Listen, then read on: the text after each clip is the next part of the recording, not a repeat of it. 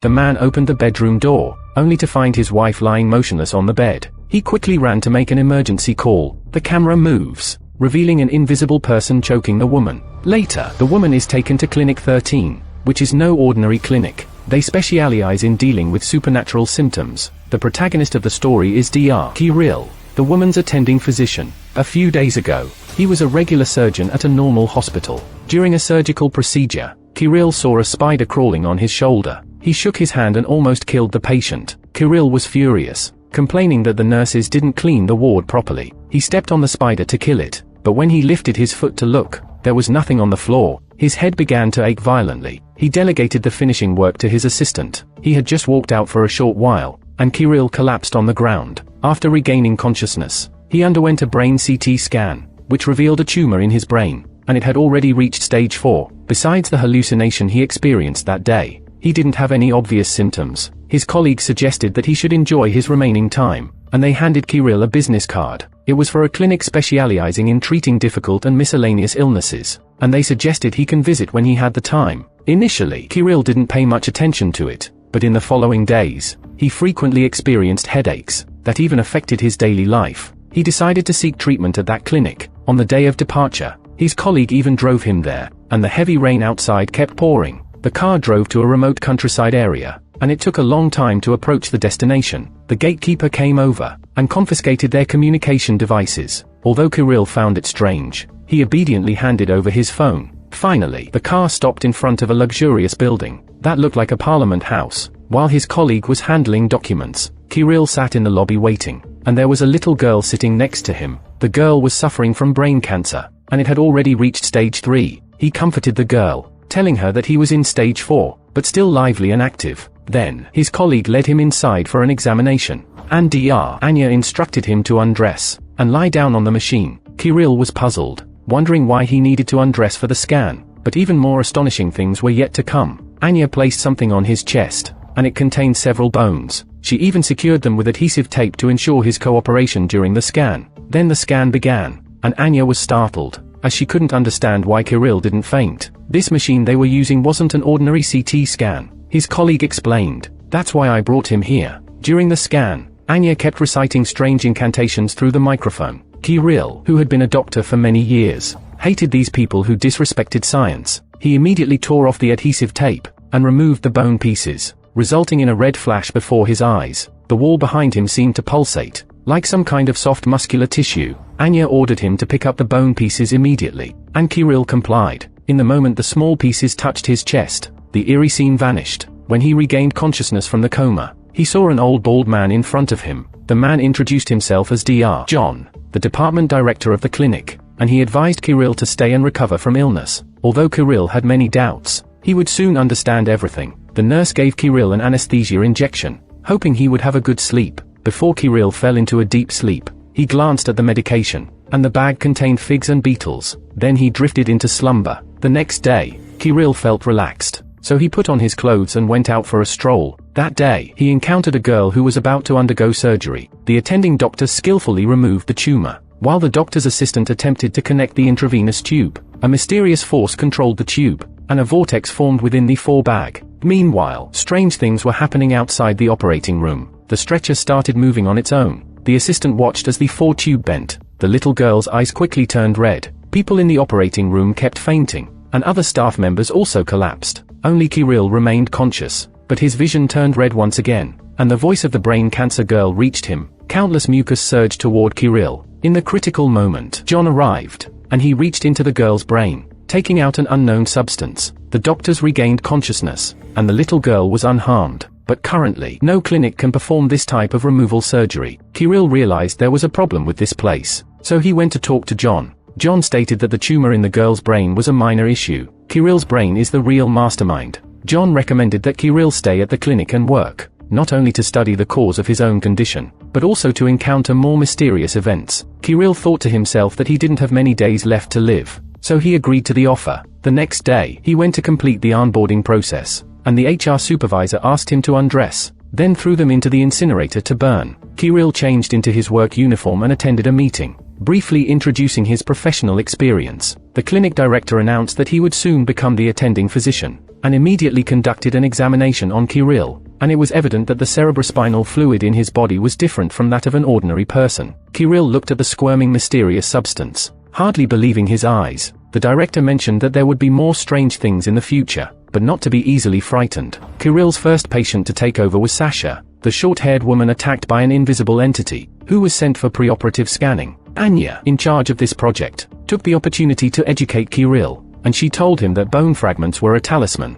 which could protect both the patient and the doctor from being affected. The scanning device would determine if the patient was possessed by a demon, and through the examination, it was revealed that Sasha was being plagued by a violent demonic entity. Kirill briefly explained the condition to the clinic director, and requested to perform an electroencephalogram (EEG) on the patient. To his surprise, he was refused by the director. Kirill used to be a star doctor at the hospital, and he couldn't tolerate the director's authoritarian behavior. He secretly took Sasha to perform the EEG. To their surprise, Sasha's reaction was extremely intense. As she climbed the wall in a strange posture, Kirill carefully examined the fluctuations, but Anya unplugged the device, fearing that it could harm the patient. The clinic director was very angry when he found out that Kirill had violated the rules, but Kirill didn't leave empty-handed. Kirill discovered that the patient's EEG showed signs of excitement, indicating that she was enjoying the presence of the demon within her. Upon hearing this, the director immediately went to find Sasha, and she directly mounted herself on Sasha, warning her that the entity would kill her,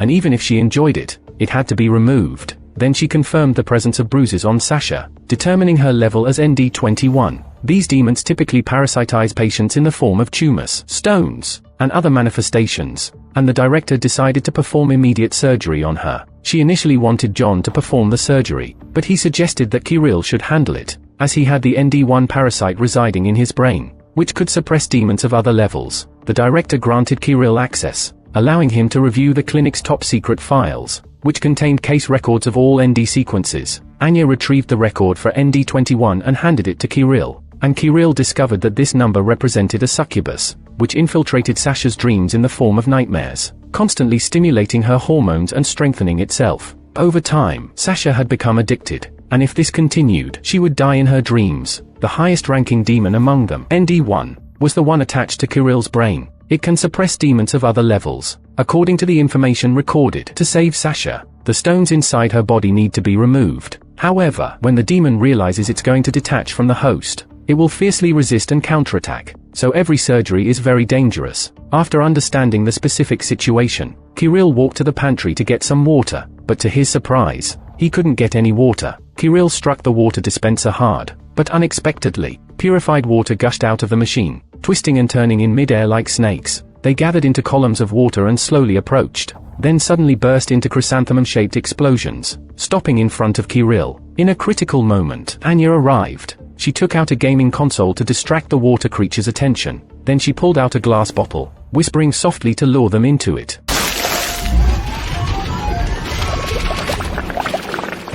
Kirill quickly asked what it was. Anya said it was Colin's pet, known as ND3H, which wouldn't easily harm humans. Meanwhile, Sasha was once again controlled by the succubus ND21, and she was engulfed in pleasurable desires. Kirill had to perform the surgery quickly to remove the stones from her pancreas and gallbladder. With the protection of ND1 in his brain, the surgery went smoothly. Kirill asked Sasha, she had a husband, why she relied on the succubus to fulfill her desires. It turned out that Sasha was a transgender person, and she couldn't confess to her husband. After recovering from this illness, she planned to break up with him. Kirill successfully cured the first patient. He returned to his clinic room to rest. He wanted to borrow phone Leo, who is next to him, for a moment. As Leo was the only one in the entire clinic who had a phone, the ND3 inside Leo didn't pose much harm, but it needed to be suppressed long-term, so Leo had to stay in the clinic all the time. He secretly brought his phone in, and Kirill took the phone and was about to make a call, but it was seen by a nurse. Both of them were taken to the director's office for a conversation. Leo's phone contained clinic recordings,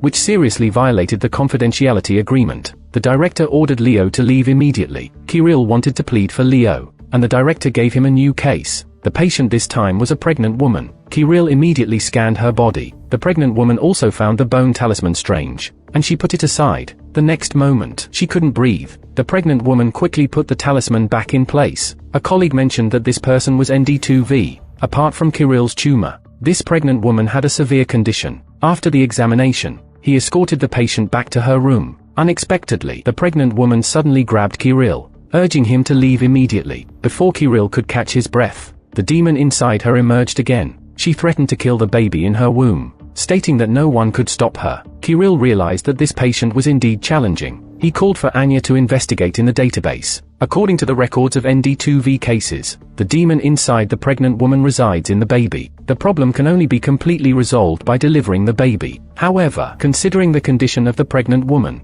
it would be difficult for her to hold on until the normal delivery day. If an induced labor procedure is performed prematurely, the baby is likely to die. Kirill was caught in a dilemma. Meanwhile, Leo went to bid farewell to the director. The director appeared unwell, but her eyes lit up when she saw Leo. The director took off her stockings and unbuttoned her clothes, and Leo uncontrollably undressed and lay down. The next day, the director was full of energy, while Leo's condition worsened, and his legs weakened. At this time, everyone gathered to discuss the pregnant woman's condition, but they didn't know how to solve it. John decided to have a conversation with the demon inside the pregnant woman. Dr. Colin helped him restrain the patient, and they both placed their hands on the pregnant woman. Then they began to chant an incantation. Immediately, the entire room turned red, and a powerful force threw the three of them apart. The pregnant woman's belly became almost transparent, and the demon inside slowly spoke. He claimed that the pregnant woman had surrendered her body, and that the mother and child belonged to him. John pointed at Kirill upon hearing the demon's words, indicating that ND1 was inside him. If you didn't leave, it would appear. In the next moment, Kirill was sucked towards the pregnant woman. The demon sensed that Kirill was powerful, and it agreed to spare either the child or the mother. Then the clinic room returned to normal. Kirill told the pregnant woman that it would be best to give up the baby in her belly. Unexpectedly, she refused outright, as she had once considered aborting the baby, and felt guilty about it, which attracted the demon's presence. After going through this pregnancy, the pregnant woman had a change of heart, and she pleaded with Kirill to save the child. Shortly after, the woman's surgery began, and during the procedure, the demon spoke again. As long as Kirill removed its core, the pregnant woman would immediately die. Seeing the patient's vital signs gradually declining, the director asked Kirill to choose between saving the mother or the baby, but Kirill wants to save both of them. Kirill, disregarding the agreement with the demon, forcefully delivered the baby. Unexpectedly, everything went dark before him, and he was pulled into the demon's realm. The director saw Kirill collapse, and knew that he was communicating with the demon. In that otherworldly realm, the demon appeared in the form of the pregnant woman,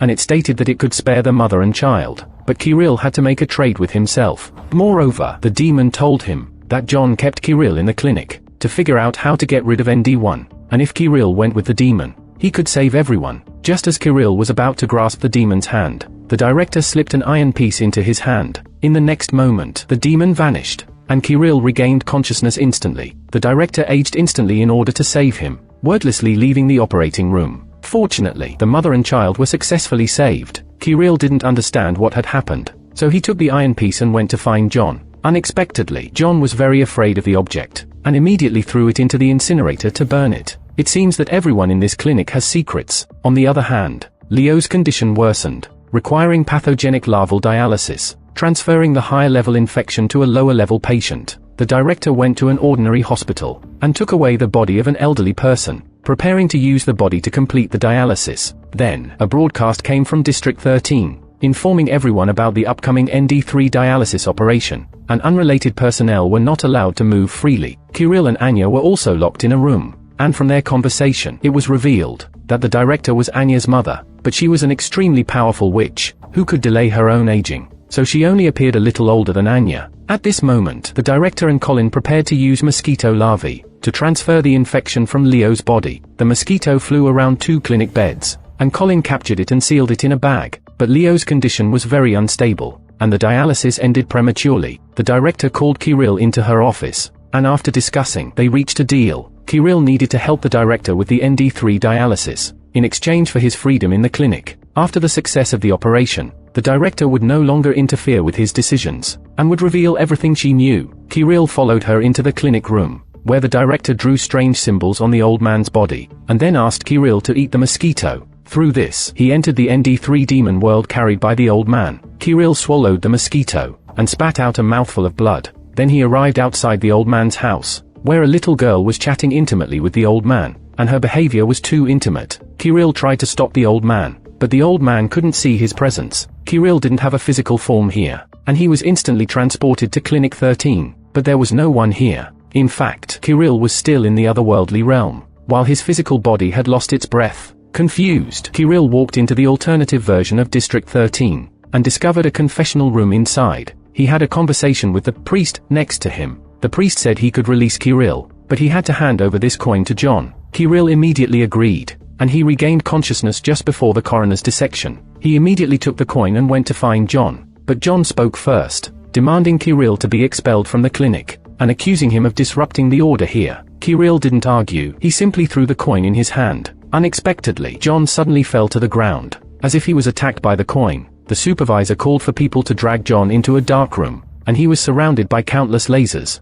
John was thrown aside by a mysterious force, and until he regained stability, he could only be kept in this place, and the director temporarily presides over the daily routine meetings on behalf of him. Today, they received some special cases. Patient Ginny is the Deputy Minister of Economic Development. She belongs to the LDK2 category. A demon parasitizes on her optic nerve. It can cause harm to others. Ginny recently gained control over a colleague. With a simple movement of her mouth, she can turn the person into a puppet. Kirill and Anya look through the LDK2 cases. They are different from the L and N class patients. They willingly make agreements with demons, in exchange for the right to control others. The contract automatically terminates when the patient's body reaches its limit. Meanwhile, Ginny has been taken to Zone 3. Accompanying her is Professor Vich, who was parachuted in from higher authorities. He will oversee the current operations of District 13 in place of John. Ignoring the director's objections, Vich insists on talking to John. He is taken into the dark room by the other person, and the director warns Vich that John is in an unstable state. It is highly dangerous at the moment. Unexpectedly, Vich doesn't listen to advice,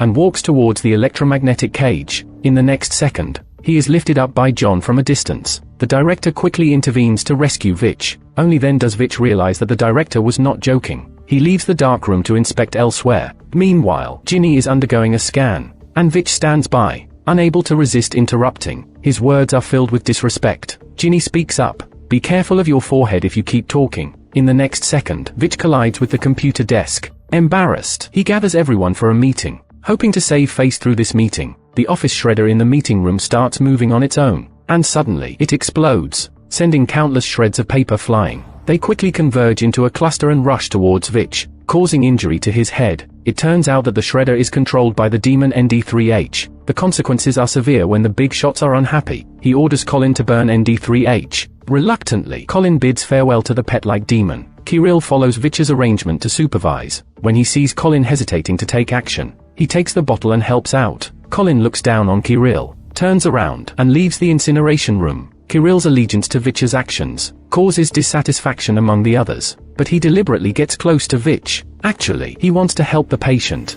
because Vich plans to euthanize Ginny as a quick solution to LDK2, by eliminating both the demon and the host. But Kirill wants to save Ginny, only removing the demon from her optic nerve. Soon, the day of the surgery arrives. Vich wants to proceed quickly, but Kirill says that as soon as Ginny's heart stops beating, the LDK2 within her will immediately go berserk. After saying that, he takes out specially made painkillers, and tells everyone to swallow 5 each and to be prepared. Without any doubts, Vich immediately swallows them, only to be disgusted and leave the operating room to vomit. It turns out Kirill did it on purpose, taking advantage of Vich's absence. He moves Ginny to a different location. Colleagues Anya and Colin volunteered to help. They immediately began the surgery, removing the tissues parasitized by the demon. In the moment when LDK2 was extracted, Ginny started convulsing all over her body, and the lights in the clinic flickered along with it. After the patient stopped convulsing, everything returned to calm. Although LDK2 was successfully removed, Ginny lost her vision as a result. She couldn't accept the reality for a moment.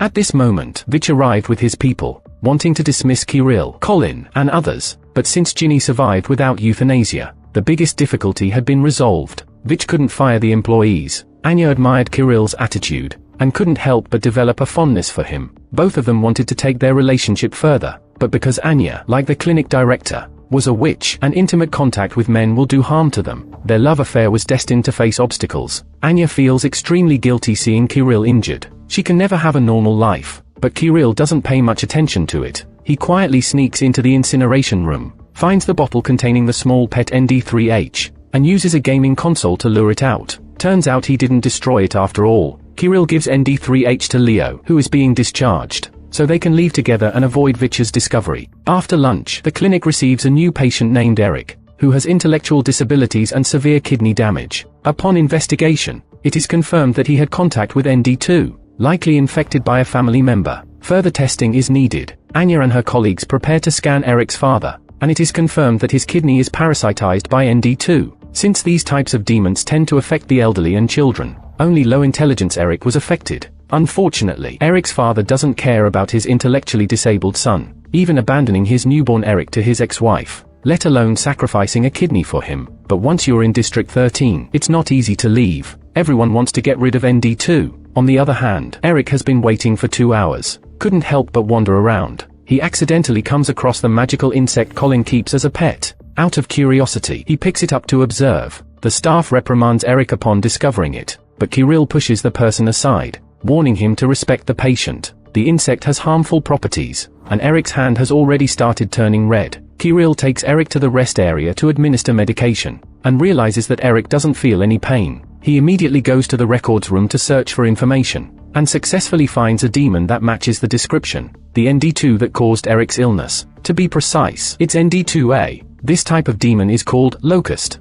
which erodes the kidneys of the elderly and weak individuals, and causes them to lose the sense of pain. According to the case records, the ND2A locust and the ND21 succubus are opposed to each other and despise one another. Kirill has a clever idea. If he transplants Eric's father's kidney, which harbors ND2A, into a succubus patient, and lets them fight until one is defeated, then retrieve the kidneys again, there's a 50% chance of eliminating the locust. Not long ago, the clinic received a succubus patient named Sasha, and she still has the stone containing ND21. Anya briefly explains the surgical process, and Sasha agrees to take the risk and help. A stranger is willing to lend a helping hand, but Eric's father refuses to undergo the surgery to save his son. After all, in his eyes, the kidney doesn't affect him personally. Kirill refuses to give up, and arranges a meeting between the father and son. Perhaps blood ties are truly a magical connection, as the man agrees to undergo the surgery. On the day of the surgery, Colin brings in 2 mice, to protect the patient and the doctors present. When the kidney is removed,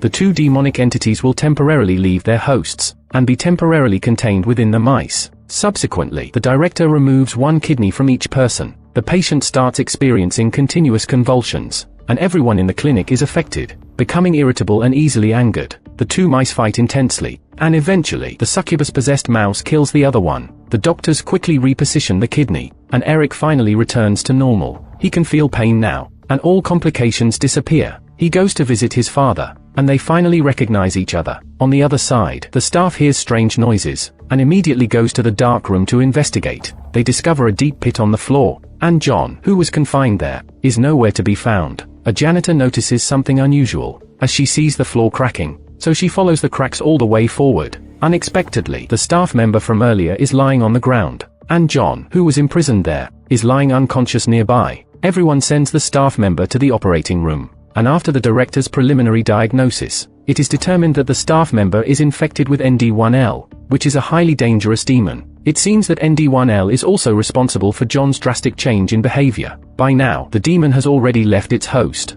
and John lies unconscious in the adjacent ward. Vich asks the director what should be done, and the director says that after ND1L leaves John, it will definitely seek a new host. The director will personally handle it, but it will come at a great cost. On the other side, a new patient named Mike arrives at the clinic. He is parasitized by ND2B, which is a demon that infinitely amplifies a person's appetite, and it continues to grow incessantly, occupying Mike's entire body. Anya suggests she needs to understand the extent of the infection first, and then choosing the least invasive treatment method. After saying that, she takes Mike to undergo a gastroscopy. Meanwhile, Kirill stays close to Anna, constantly showing care and attention. Suddenly, the ceiling above them cracks, which must be ND1L roaming around. Shortly after, a clinic announcement is made, declaring the entire building to be under lockdown, and all non-emergency surgeries are postponed. Curiously, Kirill approaches the wall, using a magazine to scrape some unknown sticky substance. He puts it near his nose and takes a sniff, resulting in his pupils dilating, and a voice in his ear constantly urging him to commit suicide. As if under a spell, Kirill walks towards the balcony, and it seems like he's about to jump. Fortunately, Colin comes to his rescue just in time, and the next second, Kirill faints. Meanwhile, the clinic is undergoing comprehensive disinfection, entering a state of high alert. Little did they know, Mike's condition continues to worsen. He gradually loses control over his limbs, and in order to prevent him from stealing food, the nurse isolates him in a separate ward. Unexpectedly, Mike's symptoms worsen, and he uncontrollably breaks free from the restraints, even getting his hand stuck in the wheelchair's spokes. Mike can't bear the pain and screams, and the nurse rushes to investigate upon hearing the noise, unaware that it's a trap set by ND2B. Suddenly, Mike violently pulls the nurse down, and takes away their keys, unaware that something was stolen. The nurse runs out of the ward for help, while Mike frees his legs from the restraints, successfully escaping the ward. He rushes toward a food cart, quickly devouring the contents of the plates, and then toppling the entire food cart, continuously eating. Colin knocks him out with a punch. Despite Mike's critical condition, Vich forcibly suspends all surgeries. Kirill tries to convince Vich, but Vich doesn't listen at all, so Kirill has to come up with a solution himself, making Mike sign a voluntary surgery consent form. However, Mike can't control his hands, struggling even to hold a pen. Kirill simply grabs his hand and forces him to sign. Then, everyone pushes Mike back into the ward, and Kirill observes the patient's stomach through an endoscope. What he sees is astonishing. Mike's stomach actually has a mouth. No wonder he can eat excessively without gaining weight. It turns out that all the food goes into ND2B's mouth. Kirill was planning to remove it, but the mouth bites through the stomach wall's blood vessels, and blocks the suction tube of the instrument. Then, ND2B controls Mike's myocardium, making him convulse uncontrollably under anesthesia. Mike points his finger at Kirill, continuously gesturing as if he has something to say. ND21 agrees not to continue controlling Mike, but he must occasionally connect with the esophagus in the neck to take a few bites of food. Kirill immediately agrees. After the surgery is completed, Mike's body can indeed move freely, and the strange mouth is transferred to the esophagus. He finally escapes from danger. At this moment, a nurse comes over, and says John has woken up. Kirill immediately goes to visit him. The old man still looks very weak. He struggles to warn Kirill that ND1L will continue to search for a host, bestowing abilities upon the person, but the host must give up the most precious thing. Kirill suddenly realizes that Anya is in danger, because she is the director's own daughter. He guesses correctly. The director is currently with Anya, trying to solve the issue with ND1L. The director hands the knife to Anya, asking her to seize the opportunity and kill herself. Anya doesn't want her mother to sacrifice, and she throws herself into the arms of the director, crying. Unexpectedly, the director's expression changes, and she slits Anya's throat. By the time Kirill arrives, Anya is already lifeless. He raises the surgical knife and charges at the director, but the director seems to have a barrier around her. She has become the new host of ND1L. Just by speaking, Kirill unconsciously kneels down, and even holds the knife against his own throat. The director explains that on that day Kirill exchanged the coin with John, in return for her own resurrection, making a deal with the demon. ND1L was also released as a result. If it weren't for him bringing back the coin, the demon would have remained sealed inside John. All of this was caused by Kirill. The director knocks him unconscious, and personally sends her daughter to the morgue. When Kirill regains consciousness, he finds himself wearing a patient's gown. After inquiring with a nurse, he learns that a week has passed. Kirill hurries to the conference room, but Vich is nowhere to be found. Kirill asks his colleague if they knew about Anya's murder, but everyone remains silent. The director, now in power, explains that Kirill's ND1 tumor has worsened, and he needs to take some time off to rest. John, aware of Kirill's sadness, can only offer comfort, saying that killing Anya was an act of helplessness. The director had to give up the most precious thing, to become the vessel of ND1L and control it. Otherwise, there would have been more than one person dead. Now, Kirill's main concern should be the ND1 inside his own brain. That is the most terrifying demon. On that day, a new patient arrives at the clinic. The demon inside him is quite unique. It can make different people have different hallucinations.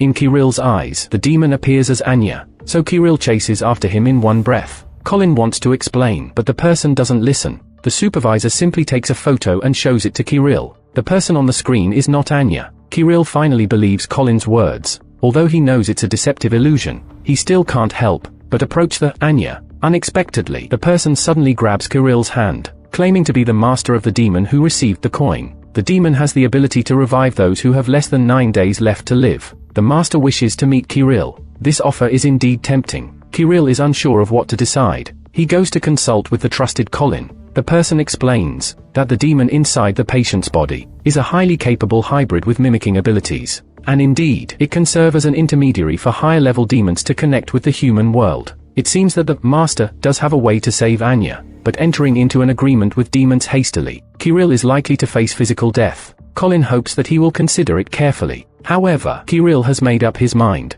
With the help of the supervisor, he escapes from District 13. Once outside the clinic premises, Kirill is overwhelmed by pain and cannot help but vomit. He goes to find Leo, to retrieve the clinic's small pet ND3H. Kirill intends to enter the otherworldly realm through Leo's assistance. He instructs Leo to return his body to District 13. Then, Kirill is swiftly knocked down by ND3H. In the eerie red light, the patient comes as a representative for the master to negotiate. He presents a stack of documents for Kirill to sign, and only gives Kirill 40 seconds to do so. There is no time to read the contents. Kirill bites his finger and quickly signs the contract. Immediately after, he teleports to the few seconds before Anya's death. To his dismay, he is a step too late. The person's throat has just been slit. Kirill swiftly performs first aid, preparing to suture Anya's wound. ND1L, seeing that the sacrifice is not dead, keeps interfering with Kirill, making the surgery extremely difficult. As Anya's breathing gradually weakens, the nearby wall suddenly bulges. The master finally appears, and completely possesses Kirill. The next second Anya regains consciousness, while the clinic director rapidly ages at the same time. Just as everything is about to end, Kirill hears a strange voice, and his reflection appears in the surrounding mirrors. The voice keeps repeating, "Say your name." Asteroid. This season ends here. The imagination of Russian TV series is indeed vast. The setting of District 13 Clinic is very unique. Viewers can follow the protagonist's perspective, to gradually understand the entire world view. Demons parasitize the human body in the form of physical illnesses, and each episode introduces a new patient to keep things fresh. That's all for today's video. See you in the next episode.